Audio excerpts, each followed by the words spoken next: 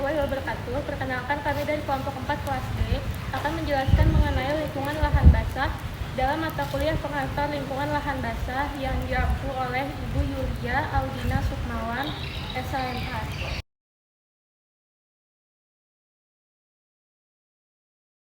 Perkenalkan, nama saya Audrey Kalinda Mingrat dengan NIM 231021020129. Di sini saya akan menjelaskan mengenai bagian 1, yaitu definisi lahan basah. Lahan basah adalah ekosistem yang ditandai dengan kondisi tanah jenuh air, baik tergenang maupun dialiri secara permanen atau musiman. Menurut Konferensi Ramsar tahun 1971, lahan basah mencakup berbagai ekosistem seperti rawa, payau, lahan gambut, danau, sungai, pesisir, hingga wilayah laut dangkal dengan kedalaman kurang dari 6 meter saat surut. Lahan basah bisa bersifat alami maupun buatan, misalnya sawah dan tambak. Keberagaman bentuk ini menunjukkan bahwa lahan basah bukan hanya sekedar area yang berair, tetapi juga ruang hidup dengan fungsi ekologis dan sosial yang penting.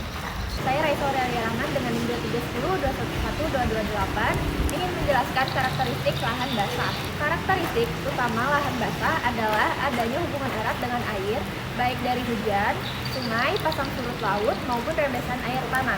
Tanahnya disebut hydric soil yang miskin oksigen, sehingga bahan organik sulit terurai dan sering membentuk gambut. Vegetasinya pun khas, misalnya mangrove, ipah, sagu, padi, hingga teratai. Keanekaragaman hayati yang ada di dalamnya sangat tinggi, dari burung migran, ikan, reptil, hingga spesies endemik.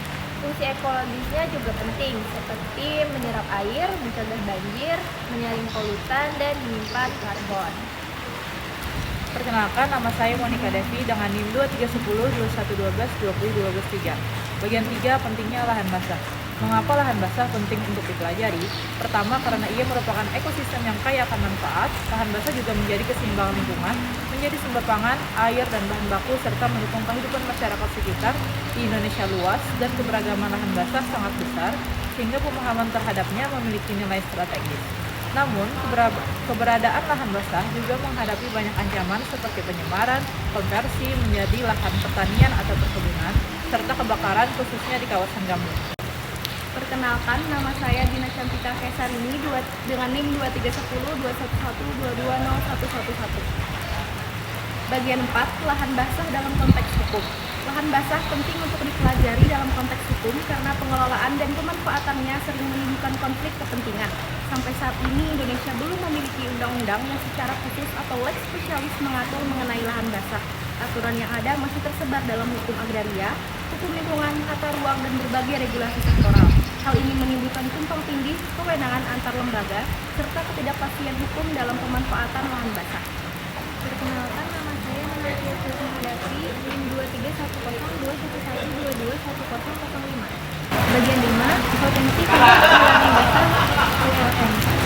Di sekitar Mangkurat, potensi konflik itu lahan basah cukup tinggi. Misalnya, adanya sengketa kepemilikan dan penghematan yang belum terjelas. Ada pihak yang mungkin membeli lahan baik dari masyarakat, perusahaan, maupun pihak kampus. Proses sertifikasi lahan yang belum selesai juga berpotensi menimbulkan tumpang tindih lain, sehingga itu muncul persoalan jika ada penguasaan lahan tanpa izin atau kegiatan pembangunan yang tidak sesuai aturan. Perkenalkan, nama saya Alisa Gaida Putri Fahmi dengan NIM 231021120120. Bagian 6, isu lingkungan dan tata ruang. Selain sengketa kepemilikan, potensi konflik juga muncul dari persoalan pencemaran dan alih fungsi lahan. Misalnya, pembuangan limbah atau sampah di lahan basah bisa merusak ekosistem dan menimbulkan kerugian bagi masyarakat sekitar. Alih fungsi lahan basah menjadi pemukiman, kawasan industri, atau tambak tanpa memperhatikan tata ruang juga bisa menimbulkan konflik hukum. Hal ini semakin rumit jika ada kegiatan yang dilakukan tanpa izin atau menyalahi izin yang berlaku. Perkenalkan, nama saya Aurelia Rafika Zaka dengan NIM 23102112201130. Bagian 7, kepentingan dan solusi. Konflik kepentingan juga kerap muncul, misalnya ketika lahan basah dimanfaatkan untuk penggunaan komersial pariwisata atau penelitian.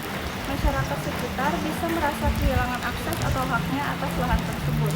Untuk itu, partisipasi masyarakat, transparansi kebijakan, serta sinkronisasi regulasi menjaga kunci. Tanpa itu, lahan basah yang seharusnya memberi manfaat justru akan menjadi sumber sengketa. Oleh karena itu, mempelajari lahan basah dalam perspektif hukum sangat penting agar pengelolaannya berkelanjutan, adil, dan berpihak pada lingkungan.